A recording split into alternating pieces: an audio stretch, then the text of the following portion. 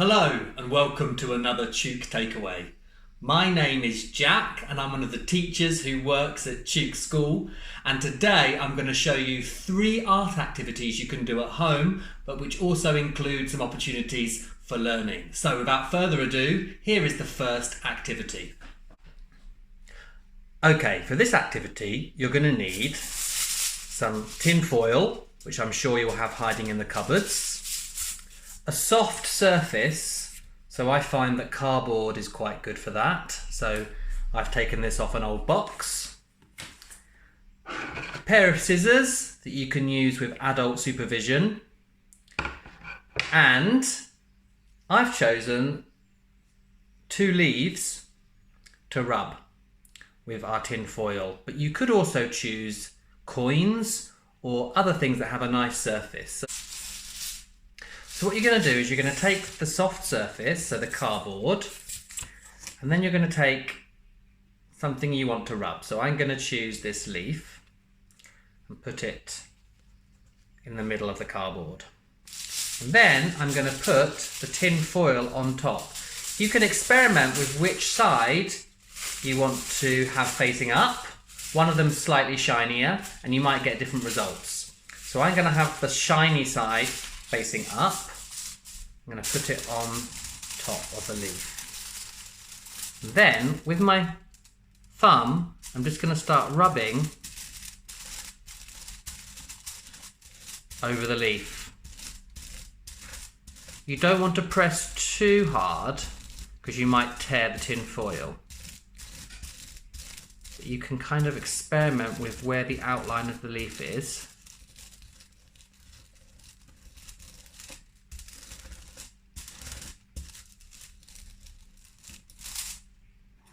And you should have the outline of the leaf. You can see it quite nicely there on the tin foil. The shape has come through. Then what you can do is take your scissors or have an adult help you to cut the leaf out.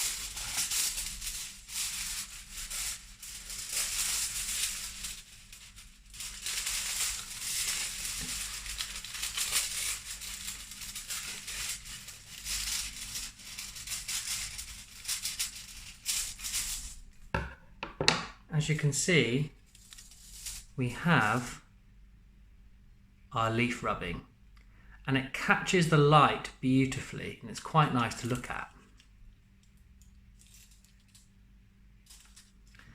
You can make lots more of these and then you could start to put together your own picture. Let me show you. I did this with a number of leaves and I made a flower. You could stick it down with some glue and then play with it in the light and see if you can see all the different veins from the leaf on your rubbing. Something you could also do is the same activity with coins, which have a lovely texture and they should come out really well on the tin foil. So here I used a 1p and a 2p, as you can see. And you could then add together the different amounts. So 1p add 2p equals 3p. Or you could learn about doubling. So now you've got 1p and 1p, which is 2p. You've got 2p and 2p, which equals 4p. How much have you got altogether? 1, 2, 3, 4, 5, 6. 6p.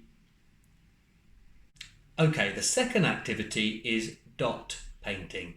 You will need some cotton wool buds that you might find at home in the bathroom. Ask an adult if that's okay to use them.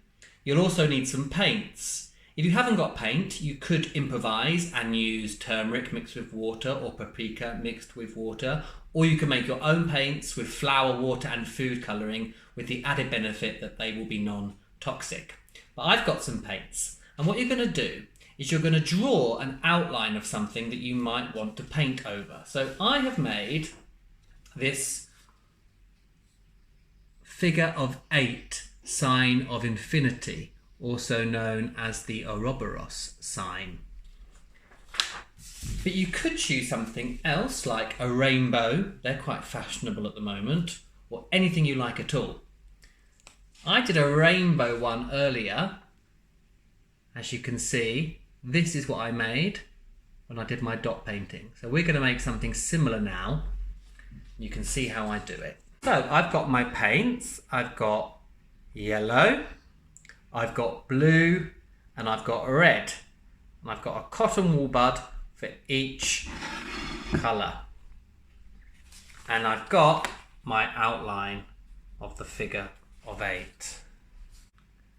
I'm going to choose a colour. I'm choosing red. And I'm going to start to add dots around the outline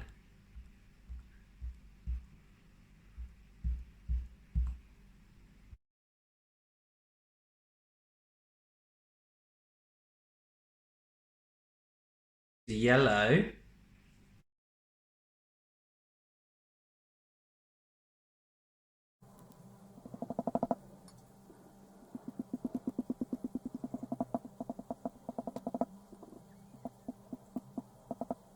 I did that quite quickly, just so you can get the idea.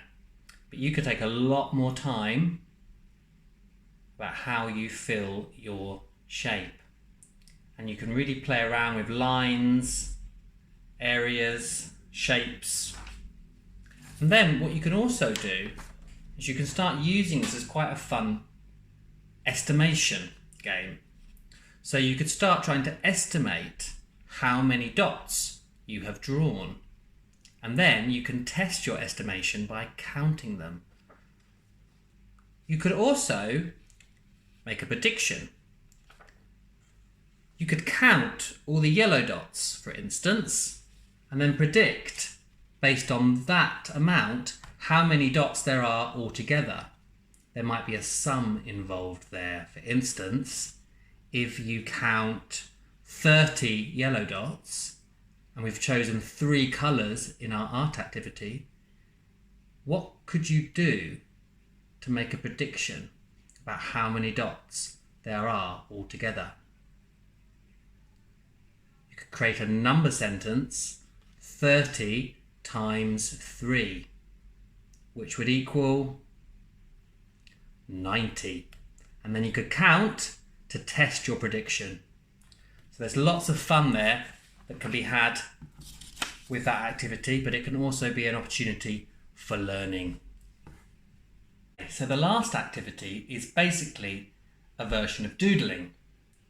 So as you can see here, I've done a doodle. But what shape have I used in my doodling? Can you see the shapes? I've used one shape again and again. The triangle, that's right. And I've fitted the triangles together. It's called tessellation. Tessellation. So you could make a doodle like this by tessellating shapes. Regular tessellation involves triangles, squares, or hexagons. But there's nothing to stop you using other shapes as well. You could use circles, you could use octagons, you could use any shape you like, and you can be learning about their different qualities, corners, sides, and the like. Let me show you how I did mine. So to start with, you could tessellate, so you might draw some squares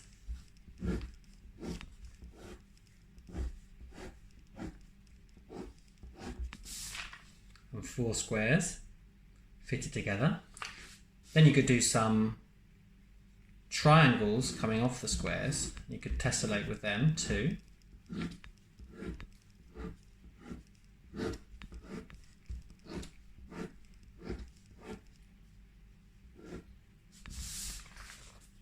you can see. But you can also do some circles, why not?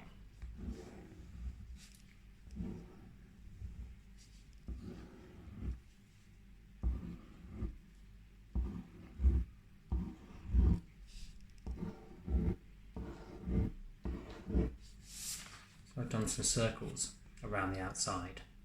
Now the idea is you fill each space with a different kind of pattern, often involving repetition. So let's take one of the squares. I'm going to draw little circles in the square.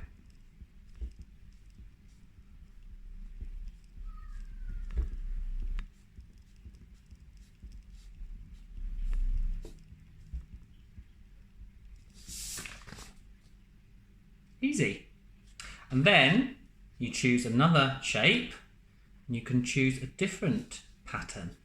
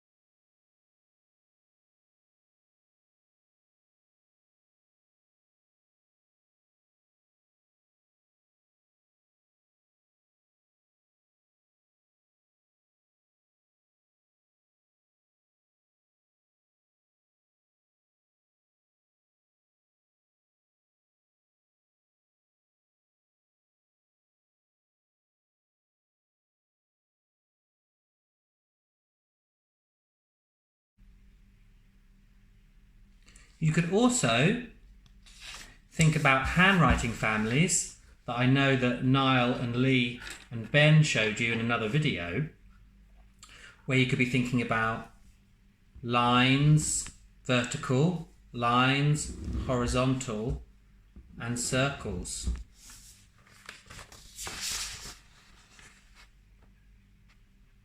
Which are the basic marks that make up all the letters in the English language. You could fill your page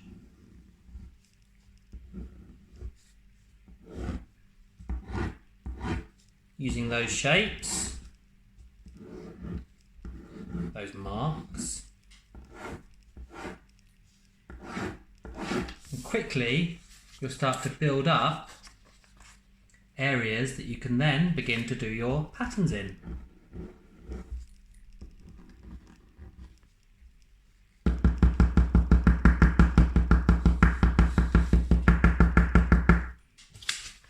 Obviously, you can take a bit longer with your one.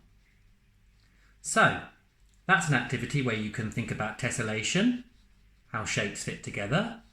You could think about the properties of shapes, but you could also be practicing your mark making and handwriting families. So, there you have 3 really simple art activities.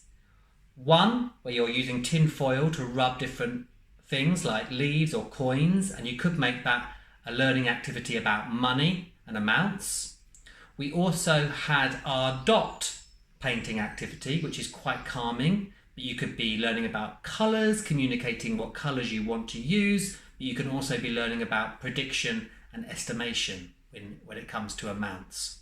And the last activity was a very simple doodling activity, but hopefully I showed you how you can start thinking about learning about shapes, tessellation, how shapes fit together, but also mark making, fine motor skills and handwriting families. I hope that you enjoyed that, and see you next time. Bye.